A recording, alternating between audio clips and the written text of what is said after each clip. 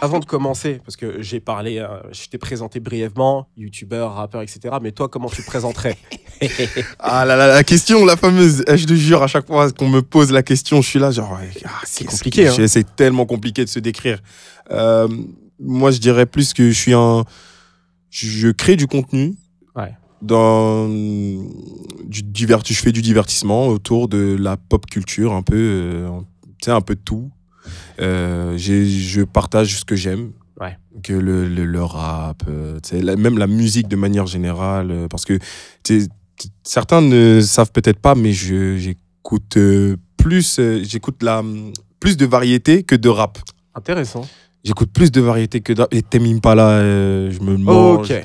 J'aime bien écouter souvent du... Ouais, franchement, c'est un délire. J'écoute le rock, je kiffe de fou. Bah, tu vois, le dernier son de Stromae, là, ouais. qui sort, oh là là, comment je me le mange. Je me le mange ouais. de fou. Ouais, non, c'est vrai j'ai l'impression que ça m'inspire plus, justement, dans le rap, quand j'écoute autre chose. D'accord. Me manger trop de rap, moi, je peux pas, je deviens fou. Et en plus, mon oreille, il a l'impression d'entendre la même chose en plus, alors que tout le monde est différent, il y a plein de rappeurs. Non, mais c'est clair. Mais par contre, je suis d'accord avec toi, étant donné que les rappeurs produisent vraiment beaucoup de musique et que aujourd'hui, les gens ont tendance à copier ce qui fonctionne. Tu vas avoir une scène qui est très uniforme. C'est ça. Que ce soit aux US, en France, tu as vraiment ce phénomène-là et je peux comprendre totalement que tu dises.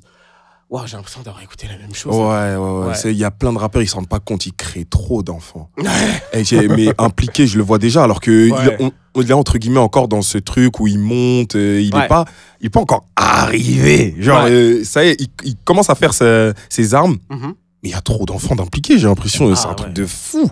Un truc de mal. Je sais pas si c'est dans ma tête, mais... Non, je pense que c'est pas dans ta tête. C'est... Aujourd'hui, quand tu as un artiste qui arrive avec un flow, et c'est la différence avec la nouvelle génération et l'ancienne, selon moi.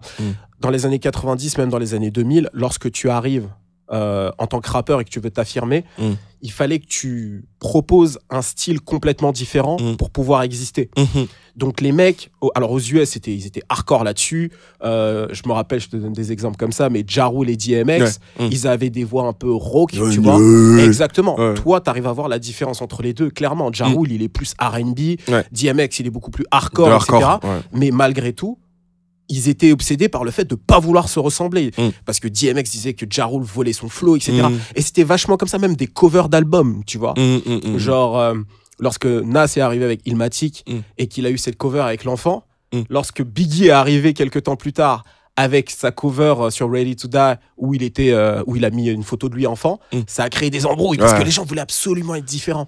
Et en fait, aujourd'hui, quand tu regardes l'industrie, les gens n'ont aucun problème à se copier histoire de percer, tu vois. Et je comprends du coup que tu trouves que tout se ressemble. Ouais, c'est frustrant.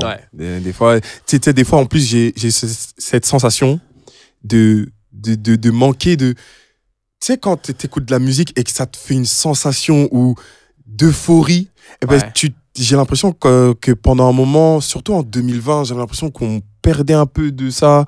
Il y avait moins cette folie dans la musique des gens et tout.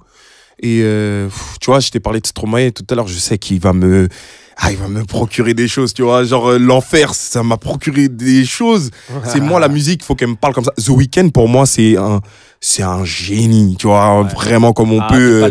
Son dernier projet, là, il y a des sons, mais c'est pas possible. Je l'ai pas encore écouté, mais...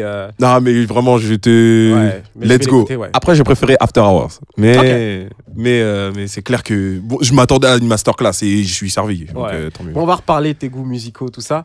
Mais c'est vrai qu'en France, c'est difficile de trouver un nom à ce que tu fais. Parce que finalement, tu utilises YouTube parce que c'est la plateforme la plus adéquate pour faire ce que tu as envie de faire de la musique, faire des vidéos, faire de l'acting, etc. Mais finalement, le terme approprié, ce serait entertainer. Mais en France, quand tu dis entertainer, les gens ne vont pas forcément comprendre. Divertissement, divertisseur. Mais moi, je te mettrais dans la case des divertisseurs. Parce que même influenceur, je trouve ça un petit peu réducteur. Ça voudrait peut-être dire que tu es sur Instagram et que tu fais quelques photos. Et finalement, toi, tu es dans la création de A à Z, tu es dans la musique, etc. Donc, je trouve que tu as un positionnement qui est hyper intéressant quand même dans le terrain, sur Facebook, sur YouTube. Et moi, j'aimerais bien commencer depuis le début.